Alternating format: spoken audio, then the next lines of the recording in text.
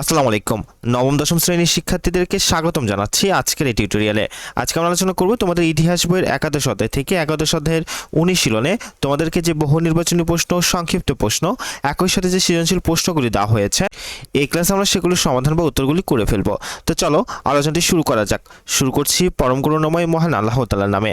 তো দেখো, অনুশীলনের শুরুতেই তোমাদেরকে কিছু বহু নির্বাচনী প্রশ্ন দেওয়া হয়েছে। তো দেখো, 1 নম্বর বহু নির্বাচনী প্রশ্ন বলা হচ্ছে, যুক্তফ্রন্ট মন্ত্রিসভার মুখ্যমন্ত্রী কে ছিলেন? উত্তরটি হবে খ নম্বর, শেরেবাংলা একে ফজলুল হক। 2 নম্বরে বলা হচ্ছে, শামসুন নাহার, রওশন আরা ও মমতাজ বেগমের মতো নেত্রীরা নিচের কোনটি কোনটি করেছিল? আচ্ছা, উত্তরটি হবে গ নম্বর 1 ও 3, অর্থাৎ মায়ের ভাষার মর্যাদা রাখতে 140 ধারা ভঙ্গন করেছিল। 3, আরবি হরফে বাংলা লেখার প্রতিবাদ জানান। আচ্ছা, তো এই ছিল 2 নম্বর প্রশ্নের উত্তরটি এখান থেকে। এরপর আমরা 3 এবং 4 নম্বর বহু নির্বাচনী প্রশ্নের উত্তরগুলো একটু দেখে ফেলি। চলো, 3 এবং 4 নম্বর বহু নির্বাচনী প্রশ্নের জন্য তোমাদের কিন্তু একটি উদ্দীপক দেওয়া হয়েছে। উদ্দীপকে দুটি দৃশ্যপটের কথা বলা হচ্ছে, দৃশ্যপট 1 এবং দৃশ্যপট 2। দৃশ্যপট 1-এ বলা হচ্ছে, টেলিভিশনের লোকজ গানের অনুষ্ঠান হচ্ছিল। মিথিলা বেশ আগ্রহ নিয়ে অনুষ্ঠানটি দেখছিল, কিন্তু তার ছোট ভাই লাবিব কেবলই চ্যানেল পরিবর্তন করে ইংরেজি কার্টুন দেখতে চেষ্টা করছিল। লাবিবের মতে ওইসব গানের শ্রোতা হচ্ছে গ্রামের লোক, কিন্তু মিথিলা ভাইয়ের এ মানসিকতাকে পছন্দ করে না। দৃশ্যপট 2-এ বলা হচ্ছে, নাজিরপুর অঞ্চলে জনগণ চেয়ারম্যানের নিপীড়ন ও বঞ্চনায় অতিষ্ঠ হয়ে আসন্ন নির্বাচনে ভোটের মাধ্যমে জবাব দেবে বলে সিদ্ধান্ত নেন। জনগণ তাদের পছন্দের লোককে নির্বাচনে দাঁড় করায়। ক্ষমতাসীন প্রভাবশালী দলের নেতাকে মোকাবেলা ও পরাজিত করার জন্য তারা জনগণের সার্বিক উন্নয়নের দিকে লক্ষ্য রেখে ভবিষ্যৎ পরিকল্পনাও পেশ করে। ফলে চেয়ারম্যান সাহেব পরাজিত হন। এখান থেকে 3 নম্বরে তোমাদেরকে বলা হচ্ছে যে মিথিলার মধ্যে যে আন্দোলনের চেতনা পরিলক্ষিত হয় তার প্রথম সংগঠন কোনটি? উত্তরটা হবে ক নম্বর, রাষ্ট্রভাষা সংগ্রাম পরিষদ। 4 নম্বর বলা হচ্ছে, নাজিরপুর অঞ্চলে নির্বাচনের মতো ইতিহাসে যে নির্বাচন হয়েছিল প্রেক্ষাপট কী ছিল? উত্তরটা হবে খ নম্বর, প্রাদেশিক স্বায়ত্তশাসনের উপর গুরুত্ব দেওয়া। এবার তোমাদেরকে সৃজনশীল প্রশ্নের উত্তরগুলি করতে হবে। তো চলো আমরা পর্যায়ক্রমে সৃজনশীল প্রশ্নের উত্তরগুলি একটু দেখে ফেলি। শুরুতে দেখো, 1 নং সৃজনশীল প্রশ্নের ক নম্বরে তোমাদেরকে বলা হচ্ছে যে ঢাকা বিশ্ববিদ্যালয়ের সমাবর্তন উৎসবে মোহাম্মদ আলী জিন্নাহ কী ঘোষণা করেছিল? উত্তরটি দেখো, 1948 সালে 24শে মার্চ ঢাকা বিশ্ববিদ্যালয়ের সমাবর্তন উৎসবে পাকিস্তানের গভর্নর জেনারেল মোহাম্মদ আলী জিন্নাহ ঘোষণা করেছিলেন উর্দুই এবং একমাত্র উর্দুই হবে পাকিস্তানের রাষ্ট্রভাষা। খ নম্বর বলা হচ্ছে, যুক্তফ্রন্ট গড়ে তোলা হয় কেন? উত্তরটি দেখো, 1954 সালের পূর্ব বাংলা প্রাদেশিক পরিষদ নির্বাচনে ক্ষমতাসীন মুসলিম লীগকে রাজনৈতিকভাবে মোকাবিলা ও পরাজিত করার উদ্দেশ্যে তৎকালীন প্রধান বিরোধী দলগুলো মিলে যুক্তফ্রন্ট গড়ে তোলে। দেশভাগের পর থেকে মুসলিম লীগের স্বৈরতান্ত্রিক মনোভাব, পূর্ব বাংলার প্রতি চরম অর্থনৈতিক সামাজিক বৈষম্য এবং বাংলা ভাষার দাবির প্রতি অবমাননার কারণে বাঙালি জনগণের মধ্যে তীব্র ক্ষোভের সৃষ্টি হয়। এই পরিস্থিতিতে মুসলিম লীগের একচেটিয়া দুঃশাসনের হাত থেকে দেশকে রক্ষা করতে এবং বাঙালির স্ব অধিকার আদায়ের লক্ষ্যে আওয়ামী মুসলিম লীগ, কৃষক শ্রমিক পার্টি, নেজামে ইসলাম ও গণতন্ত্রী দল একত্রিত হয়ে এই শক্তিশালী নির্বাচনী জোট গঠন করেছিল। এরপর তোমাদেরকে কিন্তু গ এবং ঘ নম্বর প্রশ্নের জন্য একটি উদ্দীপক দেওয়া হয়েছে। তো চলো আমরা একটু উদ্দীপকটি পড়ে ফেলি, এরপর গ এবং ঘ নম্বর প্রশ্নের উত্তরগুলি করে ফেলবো। তো দেখো, উদ্দীপকে বলা হচ্ছে, সবুজনগর অঞ্চলের নির্বাচনে জনগণ ক্ষমতাসীন প্রভাবশালী দলের নেতাকে মোকাবেলা ও পরাজিত করার জন্য ছোট ছোট দল একতাবদ্ধ হয়। তারা একটি নির্বাচনী ইস্তেহার প্রকাশ করেন। জনগণ উক্ত জোটের উপর সার্বিক আস্থা রেখে তাদেরকে নির্বাচিত করে। পরবর্তীতে সাধারণ জনগণ ও ক্ষমতাসীনরা পরবর্তীতে সমঝোতায় এসে সবুজনগর শাসন কার্যাবলী পরিচালনার জন্য আইন প্রণয়নে একমত হয়। এখান থেকে গ নম্বর প্রশ্ন বলা হচ্ছে, সবুজনগরের নির্বাচনের সাথে স্বাধীনতা পূর্ব কোন নির্বাচনের মিল রয়েছে ব্যাখ্যা করো? উত্তরটি আমরা দেখে ফেলি। চলো, গ নম্বর।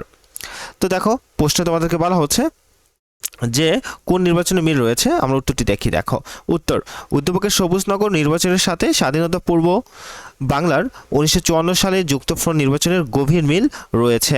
উদ্দীপকে দেখা যায় ক্ষমতাধীন প্রভাবশালী দলকে পরাজিত করার জন্য ছোট ছোট রাজনৈতিক দলগুলো একতাবদ্ধ হয়ে একটি জোট গঠন করে এবং একটি যৌথ নির্বাচনী ইশতেহার প্রকাশ করে। জনগণ সেই জোটের উপর আস্থা রেখে তাদের বিপুল ভোটে জয় করেন। ইতিহাসের দিকে তাকালে দেখা যায় 1954 সালে নির্বাচনে তৎকালীন ক্ষমতাধর ও অত্যাচারী দল মুসলিম লীগকে ক্ষমতাচ্যুত করার জন্য পূর্ব বাংলার প্রধান বিরোধী দলগুলো মিলে যুক্তফ্রন্ট নামক একটি রাজনৈতিক মোর্চা বা জোট গঠন করেছিল। তারা জনগণের সামনে বাঙালি জাতির মুক্তির সনদ হিসেবে খ্যাত 21 দফা নির্বাচনী ইশতেহার পেশ করে। বাঙালি জনগণ মুসলিম লীগের শোষণ ও অন্যায়ের বিরুদ্ধে যুক্তফ্রন্টের 21 দফার উপর পূর্ণ আস্থা স্থাপন করে এবং নির্বাচনে যুক্তফ্রন্টকে একচেটিয়াভাবে বিজয়ী করে। উদ্দীপকের ছোট ছোট দলের একতাবদ্ধ হওয়া এবং ইশতেহারের প্রকাশের বিষয়টি মূলত 1954 সালে যুক্তফ্রন্ট গঠন ও 21 দফার প্রতিফলন, যা উক্ত ঐতিহাসিক নির্বাচনের সাথে সম্পূর্ণ সাদৃশ্যপূর্ণ। এরপর তোমাদেরকে ঘ নম্বর প্রশ্ন বলা হচ্ছে, উদ্দীপকের সাধারণ জনগণ ও ক্ষমতাসীনদের কার্যক্রমের সাথে ইতিহাসের যে বিষয় সম্পৃক্ত তার যৌক্তিকতা নিরূপণ করো। উত্তরটি আমরা দেখি, চলো। আচ্ছা, তো দেখো, উদ্দীপকের সাধারণ জনগণ ও ক্ষমতাসীনদের সমঝোতা এবং আইন প্রণয়নের কার্যক্রমের সাথে ইতিহাসের 1956 সালের পাকিস্তানের প্রথম শাসনতন্ত্র বা সংবিধান প্রণয়নের বিষয়টি সম্পৃক্ত। উদ্দীপকে উল্লেখ আছে, নির্বাচনের পর সাধারণ জনগণ বা তাদের নির্বাচিত প্রতিনিধি ও ক্ষমতাসীনরা পরবর্তীতে সমঝোতায় আসে এবং শাসন কার্যাবলী পরিচালনার জন্য দেশের আইন প্রণয়নে একমত হয়। পাকিস্তানের রাজনৈতিক ইতিহাসে দেখা যায় 1947 সালে দেশ স্বাধীন হওয়ার পর দীর্ঘ 9 বছর ধরে কোনো স্থায়ী সংবিধান শাসনতন্ত্র তৈরি করা সম্ভব হয়নি। 1954 সালে নির্বাচনে যুক্তফ্রন্টের বিজয়ের মাধ্যমে জনগণের যে তীব্র আকাঙ্ক্ষা ও রাজনৈতিক অধিকারের দাবি প্রকাশ পেয়েছিল, তার ফলে পাকিস্তানি শাসক গোষ্ঠী নতুন করে চিন্তা করতে বাধ্য হয়। অবশেষে 1956 সালে দীর্ঘ রাজনৈতিক জটিলতা, আন্দোলন এবং দলগুলোর পারস্পরিক সমঝোতার মাধ্যমে পাকিস্তানের প্রথম সংবিধান বা মূল আইন প্রণীত হয়। এই সংবিধানে বাঙালি জনগণের দীর্ঘদিনের রক্তের বিনিময়ে অর্জিত দাবি মেনে নিয়ে বাংলাকে পাকিস্তানের অন্যতম রাষ্ট্রভাষা হিসেবে সাংবিধানিক স্বীকৃতি দেওয়া হয়, যা ছিল মূলত পূর্ব ও পশ্চিম পাকিস্তানের রাজনৈতিক দল ও জনগণের মধ্যে একটি বড় ধরনের সমঝোতার ফসল। অতএব উদ্দীপকের শেষাংশে বর্ণিত সমঝোতার মাধ্যমে আইন প্রণয়নের বিষয়টি পাকিস্তানের প্রথম সংবিধান রচনার ঐতিহাসিক প্রেক্ষাপট ও রাজনৈতিক সমঝোতার চিত্রকে নির্দেশ করে, যা সম্পূর্ণ যৌক্তিক। আচ্ছা, এখন আমরা সংক্ষিপ্ত প্রশ্ন উত্তরগুলো পর্যায়ক্রমে দেখে ফেলি, চলো। তো দেখো, এখান থেকে মূলত তোমাদেরকে 3টা সংক্ষিপ্ত প্রশ্ন দেওয়া হয়েছে। 1 নম্বর সংক্ষিপ্ত প্রশ্ন বলা হচ্ছে যে, দেখো, যে 1952 সালে 144 ধারা জারি করা হয় কেন? উত্তরটি দেখি। 1952 সালে 21শে ফেব্রুয়ারি পূর্ব বাংলার সাধারণ ধর্মঘট এবং রাষ্ট্রভাষা বাংলার দাবিতে ঢাকা বিশ্ববিদ্যালয় এলাকা থেকে ছাত্র জনতার বিশাল বিক্ষোভ মিছিল বের করার সিদ্ধান্ত নেওয়া হয়েছিল। বাঙালিদের এই ভাষা আন্দোলনকে স্তব্ধ করতে এবং ছাত্র জনতার ক্ষোভ ও সমাবেশকে দমন করার উদ্দেশ্যেই তৎকালীন পাকিস্তানি শাসক গোষ্ঠী 20শে ফেব্রুয়ারি বিকেল থেকে ঢাকা শহরে এক মাসের জন্য সভা সমাবেশ ও মিছিল নিষিদ্ধ করে 144 ধারা জারি করেছিল। আচ্ছা, 2 নম্বরে বলা হচ্ছে, দেখো, ভাষা আন্দোলনে নারীদের ভূমিকা কেমন ছিল? উত্তরটি আমরা দেখি, চলো। 1948-1952 সালের ভাষা আন্দোলনে এদেশের নারীদের ভূমিকা ছিল অত্যন্ত স্বতঃস্ফূর্ত, সাহসী ও গৌরবোজ্জ্বল। 1952 সালে 21শে ফেব্রুয়ারি 144 ধারা ভাঙ্গার ক্ষেত্রে ঢাকা বিশ্ববিদ্যালয়ের ছাত্রীদের ভূমিকা ছিল অনন্য। তারা পুলিশের ব্যারিকেড ভেঙে মিছিল এগিয়ে নিয়ে যান। শুধু ঢাকাতেই নয়, সারা দেশের বিভিন্ন জেলা ও মহকুমায় ছাত্রীরা ও সাধারণ নারীরা ভাষা আন্দোলনের সমর্থনে মিছিল সমাবেশ করেছেন এবং পোস্টার, ফেস্টুন তৈরিতে সাহায্য করেছেন। এছাড়াও আন্দোলনের তহবিল সংগ্রহ, আন্দোলনে আহতদের সেবা এবং অনেক ক্ষেত্রে গোপনে আন্দোলনকারীদের আশ্রয় ও সহযোগিতা দিয়ে নারীরা ঐতিহাসিক অবদান রেখেছিলেন। এবার 3 নম্বর বলা হচ্ছে, 1956 সালের সংবিধান কেন প্রণয়ন করা হয়েছিল?